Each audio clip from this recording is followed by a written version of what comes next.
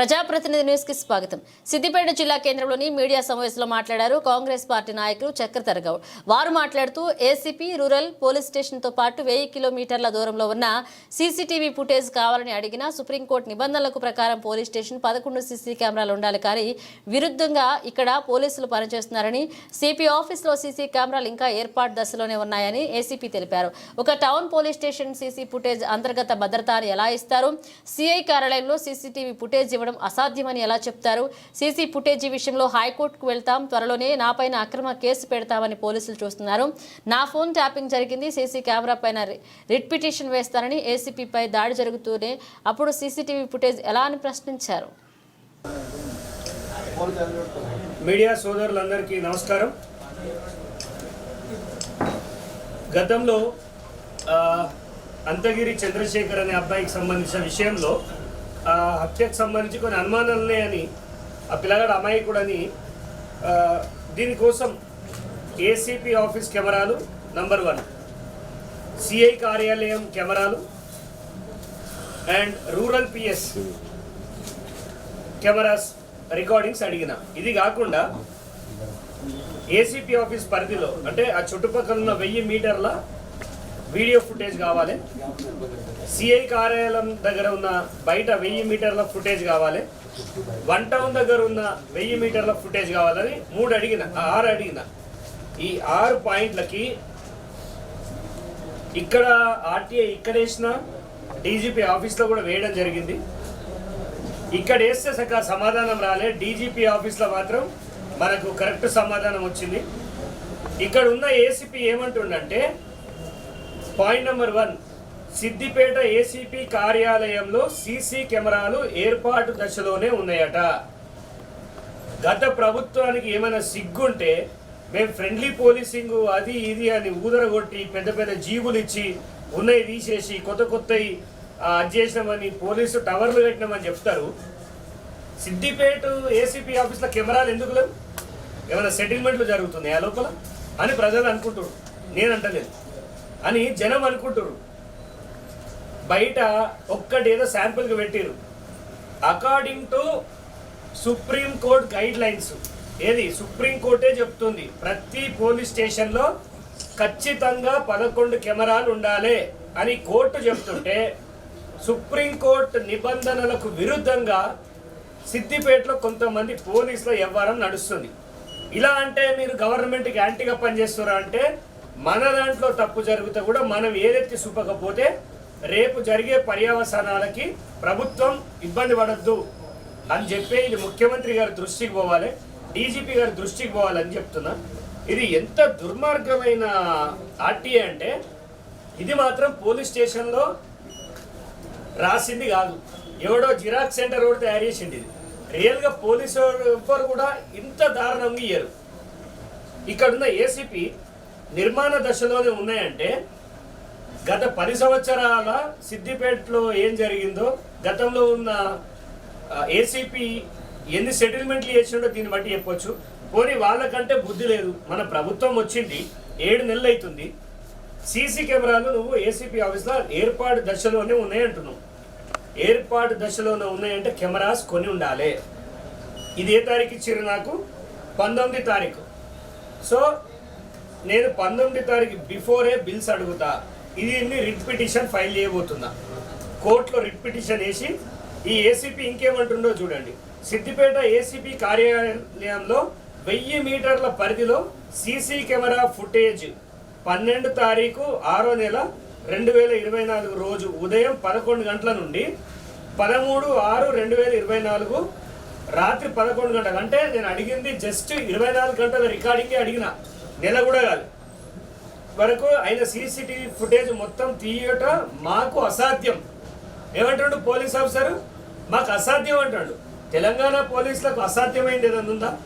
అప్పట్లో తెలంగాణకు సంబంధించిన ఒక బ్యాంక్ మేనేజర్ని ఆంధ్రాలో తీసుకుపోయి చంపితే ఆంధ్ర పోలీసులు ఏం చేసిరంటే, ఇది సూసైడ్ అని రాసి పాడేస్తే వాళ్ళ భార్యకి ఇక్కడ డౌట్ వచ్చి తెలంగాణ సిపి గారికి, అది హైదరాబాద్ సిపి గారికి లెటర్ ఇస్తే వాళ్ళు పూర్తి ఇన్వెస్టిగేషన్ చేసి దాంట్లో హనీ ట్రాప్ ఉంది, ఆయనను ఒక అమ్మాయితో పిలిపించి చంపి, అంటే అంత ఇన్వెస్టిగేషన్ చేసే సత్తా ఉన్న తెలంగాణ పోలీసులకి అసాధ్యమనే పదం ఉంటుందా?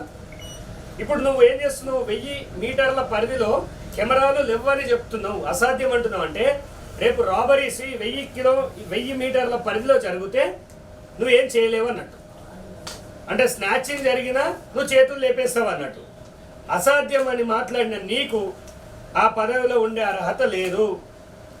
పోలీస్ ఆఫీసర్ ఎప్పుడు కానీ అసాధ్యం అనే పదం వాడద్దు. దీన్ని నేను కోర్టు దృష్టికి తీసుకెళ్తా. ఎందుకు అసాధ్యమో అయినా కోర్టుకు చెప్పాల్సి ఉంటుంది.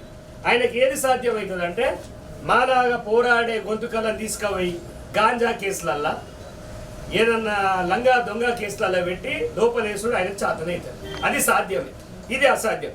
1 టౌన్ పరిధిలో సీసీటీవీ ఫుటేజ్లట అంతర్గత భద్రతనట.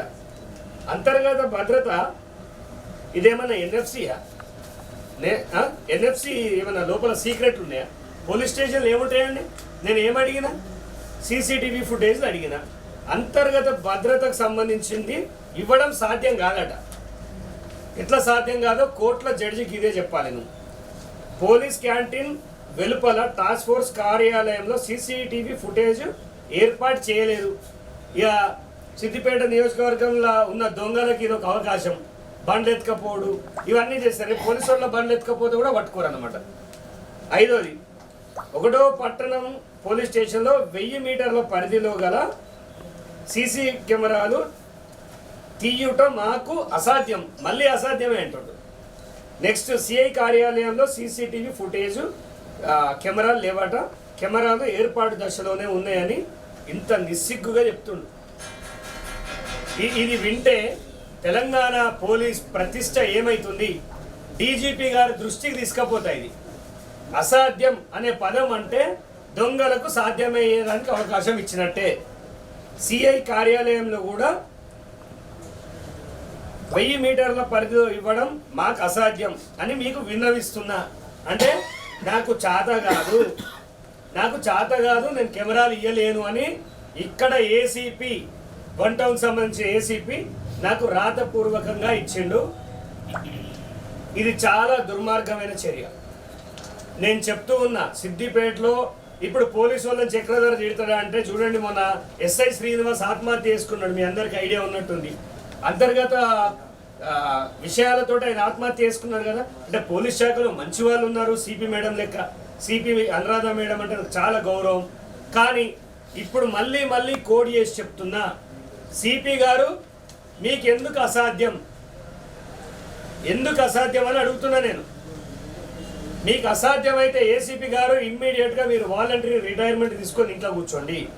లేదా డీజీపీ ఆఫీస్కి నేను ఒక విన్నపం చేస్తున్నా, ఈ అసాధ్యం అనేటోడు దేనికి పనికిరాడు, మనకి ఇబ్బంది అవుతుంది. రేపు కొత్త గవర్నమెంట్ ఎన్నో కొత్త ఛాలెంజెస్ వస్తుంటాయి. సిద్దిపేట ఎప్పుడు చూడు 144 సెక్షన్ పెడతారు, సభలు సమావేశాలు జరుపుకోవద్దని చెప్తుంటారు ఇక్కడ. అలాంటి ఒక సమస్యాత్మక ప్రాంతంలో మీరు అసాధ్యం అని ప్రజలకు తెలిస్తే సీసీటీవీ ఫుటేజ్ లేదు అంటే ఇది అవమానకరం. గత ప్రభుత్వం ఎట్లా నడిపించింది, సిద్దిపేటలో ఎన్ని సెటిల్మెంట్లు చేసిరని అడుగుతున్నా. ఇప్పుడు 19 తారీఖు 7వ నెల ఇప్పుడు ఏదైతే ఏర్పాటు దశలో ఉన్నాయంటారో అవన్నిటికీ బిల్స్, ఏం బిల్స్, సీసీటీవీ ఫుటేజ్లకు పెట్టిన బిల్స్ మొత్తం కోర్టుకు సమర్పించాల్సిందే. నీ ఇష్టం ఉన్నట్టు ఏదో డేటా ఎంట్రీ ఆపరేటర్ దగ్గర పోయి ఇట్లా కొడతా అంటే నడవదు. సో దీన్ని నేను హైకోర్టులో ఛాలెంజ్ చేయబోతున్నాను. అండ్ ఇంకొకటి, ఈ విషయం ఖచ్చితంగా సోదరులు మీరు రాసుకోవాలి. ఎందుకంటే రేపు చక్రధరు ఏదో అక్రమ కేసులో దొరికిందని రాయక ముందే నేనే మీకు ఒక ఫ్లాష్ న్యూస్ చెప్తున్నా. నాకు పోలీస్ డిపార్ట్మెంట్లో మంచి స్నేహితులు ఉన్నారు. వాళ్ళు ఒక మాట చెప్పారు నాకు, చక్రధర్ నీకు సూడా రాబోతుంది కాబట్టి ఈ సూడా వచ్చే ముందే నీ మీద ఒక అక్రమ కేసు పెడితే ఆటోమేటిక్గా దాన్ని ఆపేయొచ్చు అని కొంతమంది బీఆర్ఎస్ అంటే కాంగ్రెస్ పార్టీలో ఉన్న కోవట్లు, బీఆర్ఎస్కి సంబంధించిన వ్యక్తులు, బీఆర్ఎస్ వాళ్ళు, కొంతమంది పోలీసులు చక్రధర్ ఆఫీస్ దగ్గర ఇంత గాంజా ప్యాకెట్ వేసేసి ఎక్కడైనా బండిలో గాంజా పెట్టేసి ఈ వారం రోజులో చక్రధర్ని లోపలేసేయాలి అని అంటారు. చక్రధర్ నువ్వు జాగ్రత్త ఉండు, కొత్త వాళ్ళని ఆఫీస్లోకి రానియకు, సీసీ కెమెరాలు ఫిట్ చేసుకొని ఒక పోలీస్ స్నేహితుడు నాకు చెప్పిండు. ఆయన ఫోన్ చేస్తే ప్రాబ్లం అవుతుందని ఆయన ఒక చోటుకి పిలిస్తే పోయినా, జాగ్రత్త ఉండు, నీ మీద కుట్ర జరుగుతుందని చెప్పిండు. మీడియా సోదరులారా, మీరే నాకు సాక్ష్యం. నాకు మీరు తప్ప ఇంకొవ్వరు లేరు. మీరున్నారనే ధైర్యంతో సిద్దిపేటలో మంచి మంచి కార్యక్రమాలు చేస్తున్నా. నా మీద ఎలాంటి అక్రమ కేసు పెట్టాలనుకున్న తస్మాత్ జాగ్రత్త. నేను ఎప్పుడు సీసీటీవీ సర్వేలెన్స్లోనే ఉంటా. నా చుట్టూ ఉన్న మనుషులు కూడా నేను బయట ఉన్నంతసేపు వీడియో రికార్డింగ్ చేస్తూనే ఉంటారు. ఎవరైనా అక్రమ కేసులు పెడితే మీరు కూడా జైలు పాలవుతారు. జాగ్రత్త. మేము సీఎం గారికి ఒక్కటే మాట చెప్పదలుచుకున్న, సిద్దిపేట నుంచి రేవంత్ రెడ్డి గారికి నమస్కరిస్తూ ఒక మాట చెప్తున్నా. ఇక్కడ చాలా అధ్వాన పరిస్థితి ఉంది. ఈ ఏసీపీని ఖచ్చితంగా మార్చాలి. ఈయన ఎవరైనా చాలా దురుసుగా మాట్లాడుతుండు. ఆయనకు అంత ఉద్యోగం చేయడం ఇష్టం లేకపోతే దయచేసి వాలంటరీ రిటైర్మెంట్ తీసుకోమని నేను అభ్యర్థిస్తున్నా. ఇట్లా అసాధ్యం సుసాధ్యం అనుకుంటా పిచ్చి పిచ్చి రాతలు రాసుకుంటా ఇది ఏందండి? ఇది ఏం నడుస్తుంది? నా పాత కేసులు అన్నీ తీసుకొచ్చి తోడుకుంటా కూర్చుంటే ఏమవుతుంది? నా పాత కేసు ఫైలు తీస్తుండట. చక్రధర్ ఏం చేస్తుండు, ఏం కథ, చక్రధర్ ఏం చేస్తుండో నాతో వచ్చి చూస్తే తెలుస్తుంది. మరి ఆ ఏసీపీకి నేను అంటే ఎందుకు పడతలేదో అర్థమవుతలేదు. లేకపోతే ఆయనకు ఎవరైనా చెప్పి చేపిస్తురా, లేకపోతే ఆయనకు ఈగో ప్రాబ్లం ఉందా నాకు అర్థమవుతలేదు. ఇక ఈగో ప్రాబ్లం ఉందంటే మరి సరే, అట్లా కూడా చూసుకుందాం. ఇది మాత్రం చాలా తప్పు. ఈ ఆర్టీఐ ఇవ్వడం చాలా రాంగ్. ఈ అసాధ్యం అని 4 సార్లు ఆయన మెన్షన్ చేశాడు. కెమెరాలు ఇవ్వడం, నేనేం వాళ్ళ ఇంట్లో కెమెరాలు అడుగుతలేను, ఆయన ప్రైవేట్ లైఫ్ కెమెరాలు అడుగుతలేను. పోలీస్ శాఖ లోపల ఏదైతే జరిగిందో ఆ అబ్బాయిని కొట్టుకుంటూ లాక్కుంటూ విపరీతంగా టార్చర్ పెట్టిన వీడియోల కోసమే నేను అడిగిన.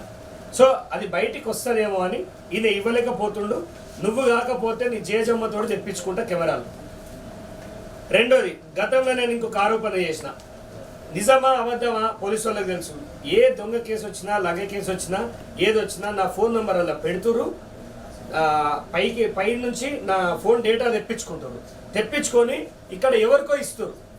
ఇది ఆరోపణ అబద్ధం కాదు. ఎందుకంటే నా ఫోన్ ట్యాపింగ్ జరిగింది. హైకోర్టు మొన్న ఆల్రెడీ డీజీపీ గారికి నివేదిక ఏమని ఒక ఆర్డర్ ఇష్యూ చేసింది. జీపీ గారికి ఉన్న డీజీపీ గారికి ఆగస్టు 6 తారీఖు చక్రధర్ పైన సమగ్ర నివేదిక ఇవ్వాలని. దీంట్లో లోకల్ ఎమ్మెల్యే హరీష్ రావుని కూడా పార్టీగా చేర్చిన. ఖచ్చితంగా దాని మీద ఇన్వెస్టిగేషన్ జరుగుతుంది, న్యాయం జరుగుతుందని కోరుకుంటున్నా. నాకు ఇక్కడ ఎలాంటి ప్రాబ్లం జరిగినా సిద్దిపేట పోలీసులే బాధ్యత. రక్షణ కల్పించకపోతే తస్మాత్ జాగ్రత్త. ఆఫీసర్లు వస్తారు పోతారు, ఫ్రెండ్లీగా పనిచేయాలి. కానీ నన్ను కాన్సన్ట్రేట్ చేసి ఇంకా కూడా బుద్ధి తెచ్చుకోకపోతే మాత్రం చాలా కష్టం. ఇక్కడ ఉన్న ఏసీపీ తోటి మాత్రం నాకైతే నమ్మకం అనిపిస్తలేదు. ఇప్పటివరకు ఆయన కలిసే ప్రయత్నం కూడా నేను చేయలేదు. ఎందుకంటే ఆయన అక్కడ పోతే కూడా ఏదో ఒక కేసు బనాయించే రకం అని నాకు తెలిసింది. దయచేసి దీన్ని మాత్రం నేను ఈ 2 రోజులలో రిట్ పిటిషన్ వేస్తున్నా. మరి శాఖాపరమైన చర్యలు తీసుకుంటారా తీసుకోరా? మరి సిపి గారు మరి అసాధ్యం అనే పదానికి వారు ఇచ్చే నిర్వచనం ఏందో చెప్పాలి. ఎందుకు అసాధ్యం? అంత పెద్ద 10-20 ఎకరాలలో మీకు ఎందుకండి పోలీస్ స్టేషన్? అసాధ్యమైనందుకు హెలీప్యాడ్ ఎందుకండి? పెద్ద పెద్ద ఏసీ జీవులు ఎందుకు? అసాధ్యమా? చంద్రమండలం మీదకి చంద్రయాన్ 2-3 పంపే ఈ రోజులల్లా అసాధ్యమనే పదం ఎందుకు వస్తుంది మీకు? So it is absolutely failure of the ACP. ఇక్కడ ఏసీపీ పని చేయట్లేదు. నేను ప్రభుత్వం కాంగ్రెస్లో ఉన్నప్పటికీ నేను మంచిగా పనిచేసే పోలీస్ ఆఫీసర్ అని కోరుకుంటున్నాం. సిద్దిపేటలో ఒక డైనమిక్ ఏసీపీ ఆఫీసర్ వేయాలి. ఈయన ఒక్క విషయం ఇది అండర్లైన్లో రాయాలి.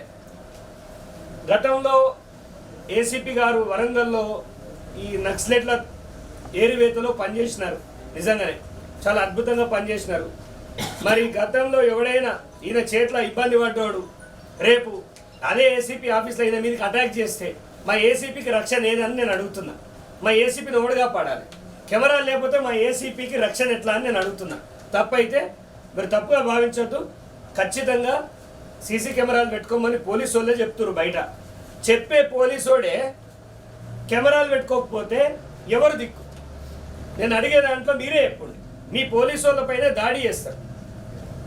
మీ పోలీసు వాళ్ళ పైన ఎవడో దాడి చేస్తే మీరు సీసీటీవీ ఫుటేజ్ ఏడెత్తుకుతారు? ఏటీఎంలో పోండి, బేకరీలో పోండి ఎత్తుకుతారా? సో తక్షణమే సీసీటీవీ ఫుటేజ్ ఇస్తారా లేదా ఏర్పాటు చేసుకుంటారా? మరి అసాధ్యం అనే పదానికి కమిషనర్ గారే సమాధానం చెప్పాలి. నేను ప్రతి సమస్య తీసుకుపోయినా కొద్దీ ఈ చక్రధర్ గారు బాగా తలకాయ నొప్పి అయింది అనుకుంటారు. తలకాయ నొప్పి అని మీకు అనిపించినా నేనేమో నా సంబరాలకు అడుగుతలేను, జనం సెక్యూరిటీకి అడుగుతున్నా. లాకప్ డెత్ జరుగుతుంది, అప్పుడు ఏం చేస్తారని అడుగుతున్నా. రేపు నన్నే దొరకపోతారు, కెమెరా లేకపోతే కొట్టి చంపుతారు, అప్పుడు ఏంటని ప్రశ్న అడుగుతున్నా. తప్పే కాదు ఇది, ఖచ్చితంగా కెమెరాలు ఏర్పాటు చేసుకోవాల్సిందే. మీరు ఈ రోడ్ల మీద బట్టి చలాన్లు వసూలు చేస్తున్నారు కదా, అవే 4 కెమెరాలు ఆ సీసీటీవీ అక్కడ ఫిట్ చేస్తే జనానికి మంచి జరుగుతుంది. సో ఇంకొక సబ్జెక్ట్ ఏంటంటే, రేవంత్ రెడ్డి గారిని ఒక మీడియా TS24 అనే ఒక మీడియా చాలా దారుణంగా మాట్లాడింది, విచ్చలవిడిగా మాట్లాడింది.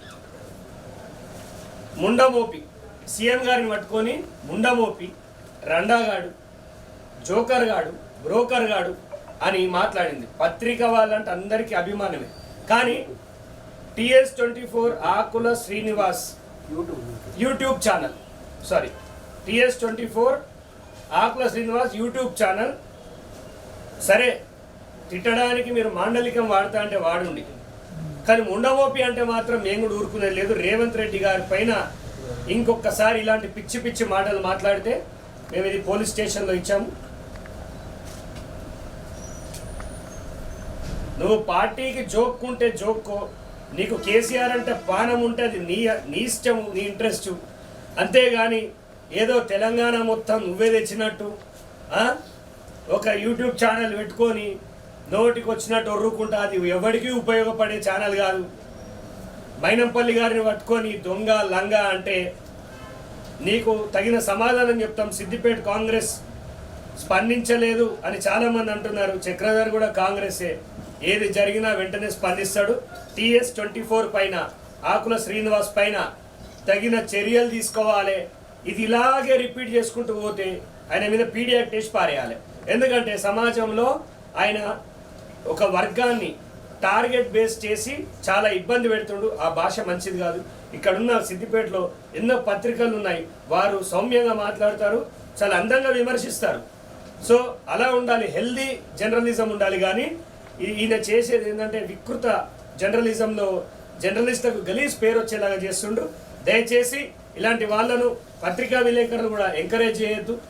మనం ఈటీవీలో చూస్తాం, ఎంతో అందమైన తెలుగు భాష వస్తుంది, అలాంటి భాషనే ఆయన కూడా నేర్చుకోవాలని కోరుకుంటున్నాను.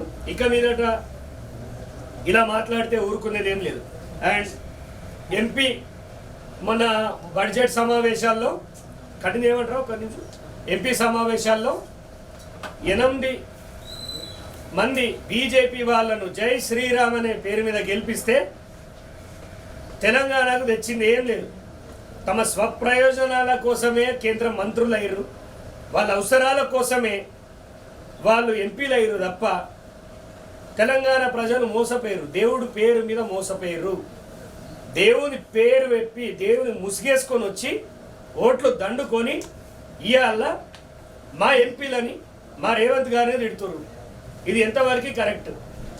గాడిద గుడ్డు అని మేము ముందే చెప్పినాం, అది ప్రూవ్ అయింది. బీఆర్ఎస్లో హరీష్ రావు ఒక్కని గెలిపించుకో చేతగాలే నీకు ఉన్నప్పుడు ఏదో పీకి పారేసినాం అనే విధంగా మీరు మాట్లాడారు. మీరు కూడా మీ మాటలు వెనక తీసుకోవాలి. మీరు నా మీద పెట్టే దృష్టి ఈ రాష్ట్రం మీద పెడితే చాలా బాగుపడుతుంది రాష్ట్రం. ఇక మీరు పూర్తి అవినీతిలో మునిగిపోయారు కాబట్టి నేను విమర్శించి కూడా దండగా. బీజేపీ వాళ్ళు మాత్రం ప్రజలను నట్టేట ముంచారు. ఎక్కడ బడ్జెట్లో న్యాయం జరగలేదు. తెలంగాణ అనేదాన్ని ఒక సపరేట్ కంట్రీగా అభివర్ణించినట్టే ఉంది. అయినప్పటికీ మేము పార్లమెంట్లో పోరాటం చేస్తాము. 2028లో ఖచ్చితంగా రాహుల్ గాంధీ గారు ప్రధానమంత్రి అవుతారు. Thank you. ఏదైనా ప్రశ్నలు ఉంటే కూడా జర అడగొచ్చానా? ఇది మాత్రం అన్న అసాధ్యం అనే పదం మాత్రం చాలా చండాలమైనది. ఇంత టెక్నాలజీ ఉన్న రోజులలో అసాధ్యం అనేది చాలా వరస్ట్. ఈ కాపీ పంపించాలన్నా మీకు ఒకటి